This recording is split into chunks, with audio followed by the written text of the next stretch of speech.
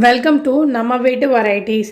உடம்புக்கும் எடைக்கும் உழைப்புக்கும் சக்திக்கும் எலும்புக்கும் மூளைக்கும் பாரம்பரிய மாப்பிள்ளை சம்பா அரிசி கஞ்சி. இது சத்து நிறைந்த எளிமையான காலை உணவாகும்.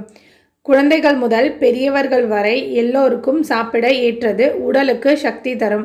வாங்க இந்த கஞ்சி எப்படி செய்கிறதுன்னு பார்க்கலாம். மாப்பிள்ளை சம்பா 1 கிளாஸ்னா 1/2 கிளாஸ் பாசிப்பருப்பு, நம்மளோட இஷ்டம் தான் 1/4 கிளாஸும் எடுத்துக்கலாம் பாசிப்பருப்பை.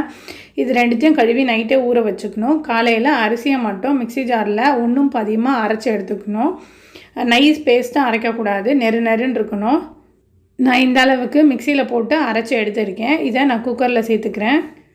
ரவை மாதிரியெல்லாம் அரைக்கக்கூடாது. ஒரு அரிசியை 3ஆக உடச்சி எடுத்தோன்னா எந்த அளவுக்கு இருக்குமோ அந்த அளவுக்கு அரைச்சி எடுத்துக்கலாம். இது கூட 3 மடங்கு தண்ணி சேர்த்துக்கலாம். இப்போ நான் அரிசி 1 கப்புனா 3 கப்பு இல்லைன்னா 4 கப்பு கூட தண்ணி சேர்த்துக்கலாம்.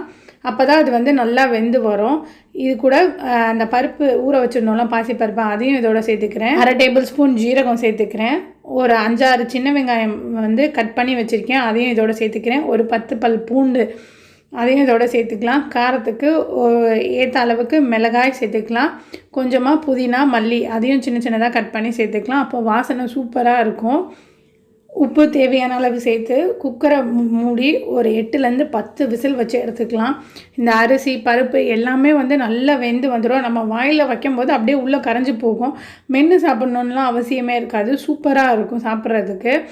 இதை காலையில் டிஃபனாக எடுத்துக்கலாம். இது கூட கொஞ்சம் புளிக்குழம்போ இல்லை துவையலோ இல்லை அப்பளம் இது மேலே உடச்சி போட்டு சாப்பிட்லாம். நம்மளுக்கு எந்த அளவுக்கு கஞ்சி கன்சிஸ்டன்சி வேணுமோ அந்த அளவுக்கு தண்ணி ஊற்றி கலந்துக்கலாம். சுடு தண்ணி ஊற்றி கலந்துக்கோங்க. குழந்தைங்களுக்கு பிடிச்ச மாதிரி சைட் டிஷ் இந்த கஞ்சிக்கு கொடுத்தோன்னா சாப்பிட்ருவாங்க. இல்லை மேலே டாப்பிங் மாதிரி சீவல், மிக்சர், சேவு இல்லை அப்பளம் இந்த மாதிரி கொடுத்தாலும் அவங்க சூப்பராக சாப்பிட்ருவாங்க. இந்த கஞ்சி எல்லாருக்குமே நல்லது. உடம்பு சரியாமல் சோர்வாக இருக்காங்களா அவங்களுக்கும் இந்த கஞ்சி வச்சு கொடுக்கலாம். இதில் ஜிங்க், அயன், ஃபைபர் இருக்குது. டைஜஷன் ஈஸியாக நடக்கும். டயபெட்டிக் ஃப்ரெண்ட்லியும் கூட. இம்யூனிட்டி அதிகமாகும்.